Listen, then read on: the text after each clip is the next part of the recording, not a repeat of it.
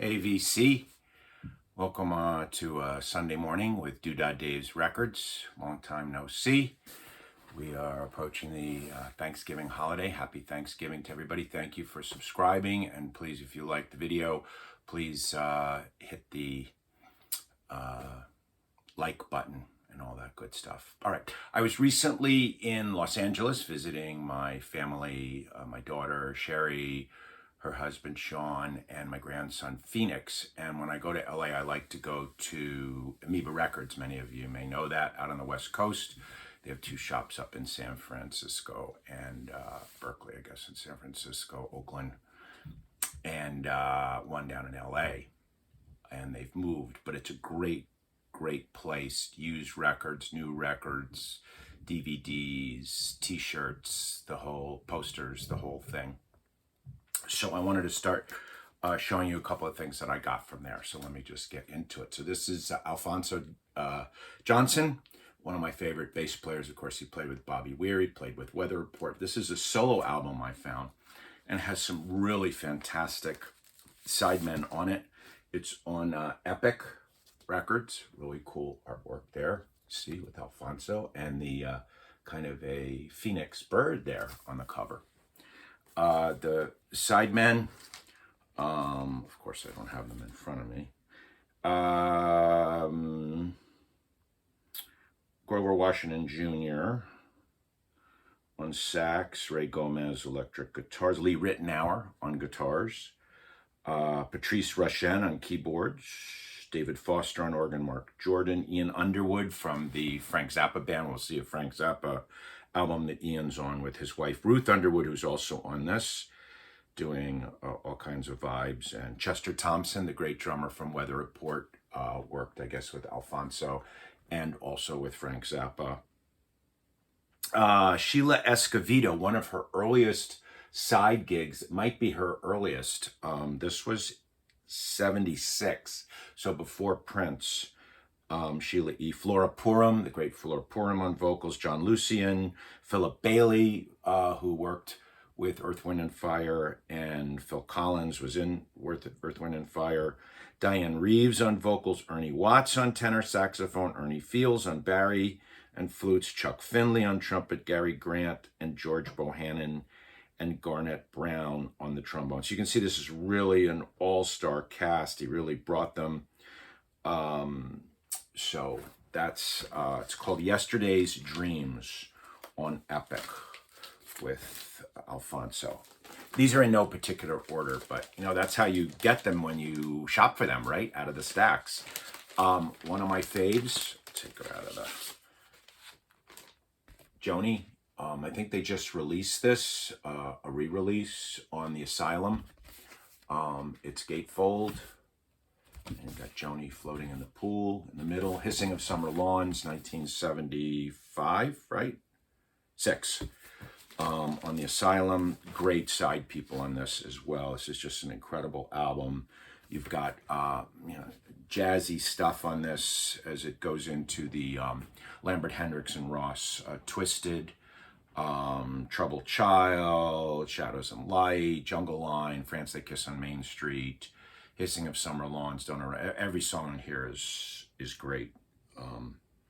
Really, really fantastic Joni album. And she had most of the LA Express. She was dating Max Guerin, the drummer, with her on this. Jeff Baxter also, Jeff Skunk Baxter of Steely Dan and Doobie Brothers fame. Victor Feldman, who you find on a lot of these, the vibes player, jazz vibes player, and Max Bennett on bass, John Guerin on drums. So there, Wilton Felder from the Crusaders, Bud Shank, the great West Coast, he plays flute and also saxophone, West Coast jazz. So you get the idea. James Taylor's on a cut on Hissing and like that. And I think on Twisted, she's got, I forgot who, somebody like Clark Terry, or he's got some like really cool people on that. So that's that. What else? Larry Carlton. And Joe Sample is also on here. David Crosby. So you get the idea. 1976 LA. Joni on the great Asylum Records. Okay. We have here, going across the pond, Alan Parsons. Now, I ran this by one of my critics, who is my son, Dylan. Dylan likes movies. Check him out on Insta. And he didn't know this album as well as the Sirius with Eye in the Sky, but this was the first one that really made a big splash with Alan. Really cool cover taken at the Paris airport with a bunch of the band.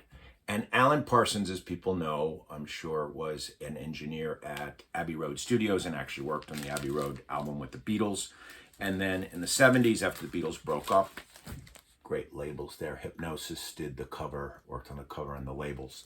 And Alan formed his own band. And it has a single on it, I Wouldn't Want to Be Like You. Okay, so iRobot, I think this is 76 as well. 77, so we're in the mid-70s. And really, really great album, iRobot, Alan Parsons Project. I highly recommend them. Very, very good in the studio, very, very good performances. Kind of techno prog, I would kind of call it. And we'll get to a little pure prog. We have American prog and we have British prog coming up. No album collection would be complete without some Rolling Stones. So we got, I saw this one. I wanted this one for a long time. It's Only Rock and Roll. Now this is notable. Again, mid-70s. I seem to be in a groove there. It was the last album with Mick Taylor, who was just so great with the Stones. I'm going to show you the inner on this because it's really great. And then also Ronnie Wood worked on It's Only Rock and Roll, the title cut, which was a big single for this. Billy Preston on this. I was just listening to on the radio on Peak 107.1 played What Is Life? And that was originally going to be a Billy Preston song, but George kept it for himself. Andy Johns, Glenn Johns' brother, was one of the engineers. The great Nicky Hopkins, I was listening to him jamming with Jerry this morning. Incredible. Played with the Stones, and Ian Stewart. So you got 3 A-list session keyboard guys on this. Really, really great album. Really flows together. A little departure from the Sticky Fingers, Exile. And you see they got the stairs on the back, and they got all their adulating fans there, mostly female. That was the Stones, 77. Okay, moving right along. This was a fun one to find. This is a kind of a repackaging of early Linda Ronstadt. Anybody that knows me knows I love country rock, and the queen of country rock to me is, in the female vocal department, is Miss Linda Ronstadt. So this was on the Pickwick label. It has Different Drum. Different Drum was one of her first big hits with Long, Long Time. And it was written by, of all people, I was listening to this last night, Michael Nesmith from the Monkees. Surprise, surprise. He was a writer. And in the country rock, everybody knows the story with the Stone Ponies. Kenny Edwards from the Stone Ponies continued in her band, but Linda and Kenny Edwards and the other guy in the Stone Ponies added a rhythm section with a guy named Don Henley and a guy named Glenn Frey on rhythm guitar. Yes, it was the formation of the Eagles. She helped so many people, Linda, with her stuff, with her, covering songs, Warren Zevon, Jackson Browne, etc. So you've got Stony End on here, which was written by the great Laura Nyro. There's Laura Nyro, right? Yeah, Laura Nyro. Got Tim Buckley's Wings, a couple of Mike Nesmith songs, and Hobo, and Let's Get Together, the great Jesse Colin Young tune. So she was already in her mode. This was recorded, I think, like I said, this is a repress. I'm going to say 69, I think. She did 3 albums, and this was kind of like a comp repress, but it's cool. Okay sound quality. It's Linda, early Linda. Some jazz.